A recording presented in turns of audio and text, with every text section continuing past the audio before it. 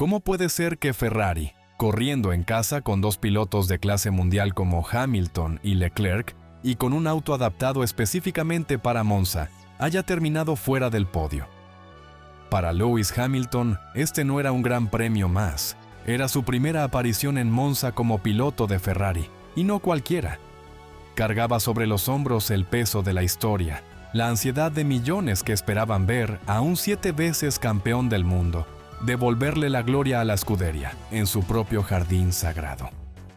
Su decisión de dejar Mercedes-Benz, el equipo con el que construyó toda una era, para abrazar el reto de Maranello, fue interpretada por muchos como su último gran acto de valentía, pero también como una apuesta arriesgada. Monza era el escenario perfecto para poner a prueba esa decisión, y del otro lado del garage estaba Charles Leclerc, el héroe emocional de Ferrari, el monegasco que ya había saboreado la victoria aquí en el pasado, el piloto que, aunque joven, se ha convertido en el estandarte emocional del equipo. Correr en Monza para Leclerc no es simplemente hacerlo frente a sus fans, es hacerlo frente a su infancia, a sus sueños, en cada vuelta que alguna vez imaginó en el simulador, esperando este momento. Este era su hogar, su templo, su deber. Pero había un problema.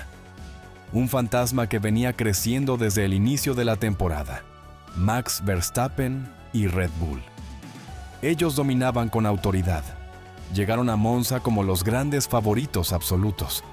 Y mientras todo el paddock observaba si Ferrari podría hacer algo para cortar ese dominio, los reflectores iluminaban a sus dos pilotos con una intensidad inusual, incluso para los estándares de la F1. El contexto no podía ser más cargado. Por un lado, un auto, el SF25, que llegaba con promesas de velocidad pura gracias a un paquete aerodinámico afinado específicamente para este circuito. Por otro, una pareja de pilotos con enorme talento, pero en dos etapas completamente diferentes en su relación con el equipo. Hamilton todavía en proceso de adaptación, Leclerc exigiendo al máximo como el ídolo de casa. Y para añadir aún más drama al tablero, una sanción que caería como un balde de agua fría sobre Hamilton: 5 posiciones de penalización por una infracción previa cometida en Zandvoort.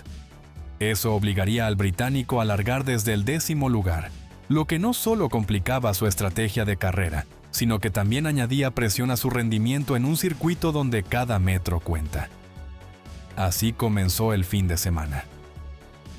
El alerón trasero, diseñado específicamente para Monza, era el corazón de esta transformación. Se trataba de un diseño de carga extremadamente baja, que apenas consiguió la aprobación técnica de la FIA a tiempo para ser instalado.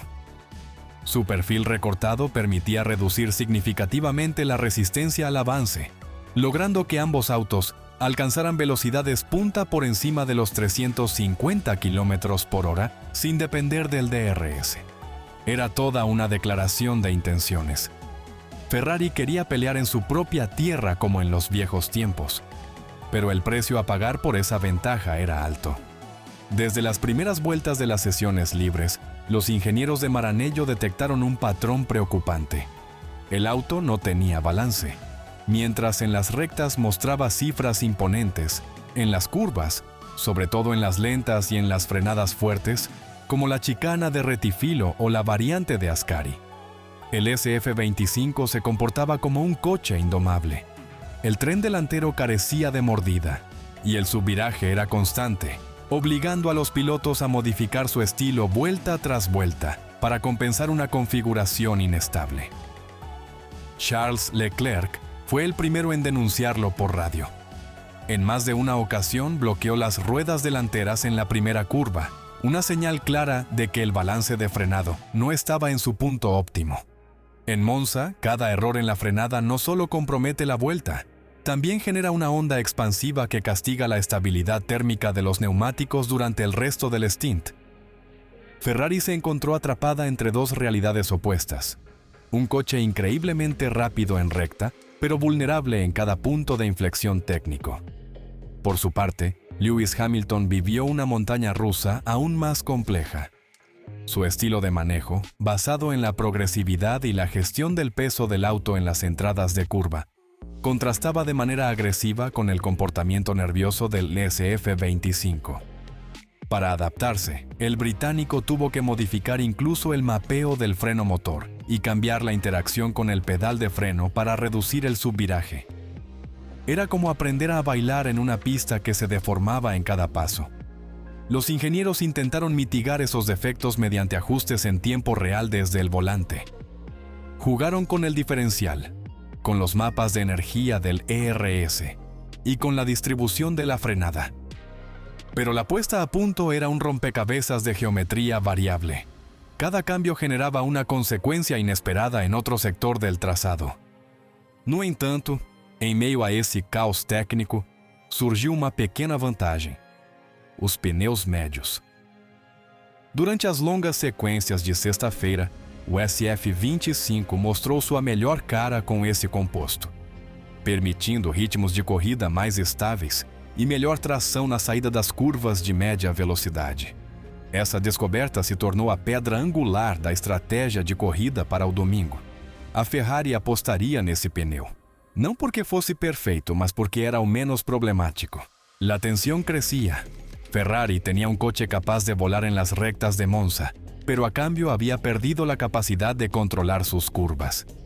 En un circuito que castiga tanto como recompensa, la línea entre el heroísmo y la frustración se hacía cada vez más delgada en cada sesión. La carrera de Monza no fue solo una prueba de velocidad, fue un juicio estratégico. Un campo de batalla donde cada segundo de reacción contaba, donde cada decisión en el muro de boxes podía inclinar el destino del equipo. Y para Ferrari, ese destino era tan contradictorio como el coche que habían llevado a la pista. En la clasificación, Charles Leclerc logró brillar. Cuarta posición en la parrilla, a solo 2 décimas del tiempo de la pole. Su vuelta fue precisa, casi quirúrgica. Extrajo lo máximo del CF25, sobre todo en los sectores donde el coche más sufría. Su rendimiento en la Q3 fue calificado por el propio piloto como casi perfecto. Sin embargo, como tantas veces en Monza, la perfección del sábado no garantiza la gloria del domingo. Desde el inicio de la carrera, Leclerc fue agresivo pero calculador. Se mantuvo entre los líderes, administró bien sus neumáticos y defendió su posición con madurez. Pero el ritmo del SF25, aunque sólido, no fue suficiente para presionar a fondo a los McLaren, ni para acercarse al ritmo irreal de Verstappen, que parecía operar en otra dimensión. La falta de opciones estratégicas reales también jugó en su contra. Ferrari eligió una estrategia convencional, conservadora, apostando a una sola parada y al rendimiento de los neumáticos medios. Pero esa elección, que parecía segura en el papel, resultó en una carrera lineal, sin giros, sin una verdadera oportunidad de undercut o de una segunda parada agresiva. Con el paso de las vueltas, Leclerc se estabilizó en la cuarta posición, ni cerca del podio, ni en riesgo de perderlo. Era como correr dentro de una jaula de cristal, y aún así, ese sexto puesto final deja un sabor amargo, porque más allá de la remontada, más allá de su consistencia, Hamilton no tuvo el auto para llegar más lejos. Quedó atrapado en un escenario en el que el talento no podía compensar las limitaciones estructurales del paquete técnico. Fue una demostración de clase, sí, pero también una señal clara de que la curva de aprendizaje aún no ha terminado. Él mismo lo admitió. Todavía no logra fundirse por completo con el SF25. El podio en casa se escapó, y eso, para Ferrari y Monza, no es solo un resultado decepcionante, es una herida. La gran pregunta que flotaba en el paddock después de la carrera era esta: ¿fue este resultado una victoria moral o una derrota táctica?